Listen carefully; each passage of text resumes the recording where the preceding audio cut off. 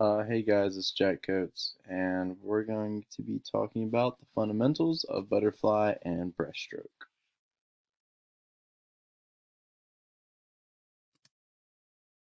Okay, so butterfly. The butterfly stroke has the most unique style due to its symmetrical arm movement, accompanied by a dolphin kick. Okay, so it's not a flutter kick like freestyle. The butterfly stroke is arguably the hardest to perform.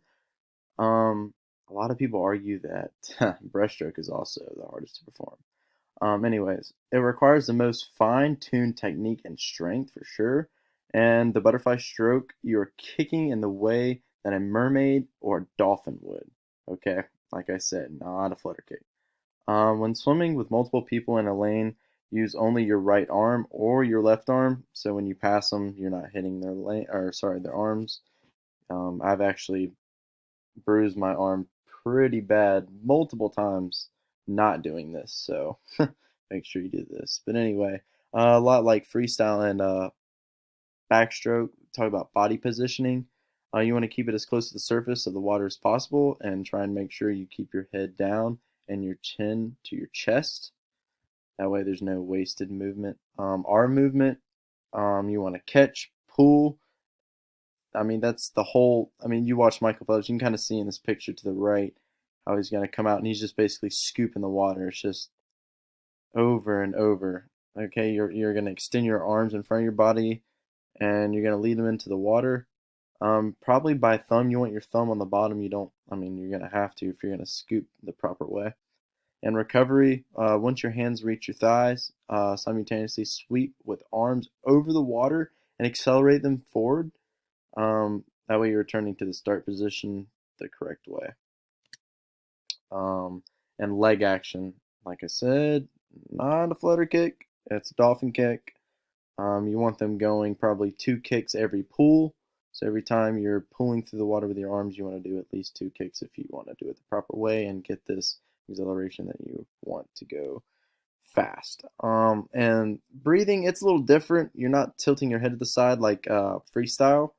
You're actually just breathing directly out in front of you, like you want your chin parallel to the water, surface of the water when you're breathing, like I was talking about earlier. And you want to use your shoulders to lead your head out of the water, okay? Um, I didn't get a great, I couldn't find a great picture of that, but when he comes up, he's going to keep his chin very close to the water when he takes a breath. Um, breaststroke. Let's talk about breaststroke. The breaststroke is another popular form of swimming. This stroke requires you to move your arms in half circular movements while the legs whip kick. So it's like a frog.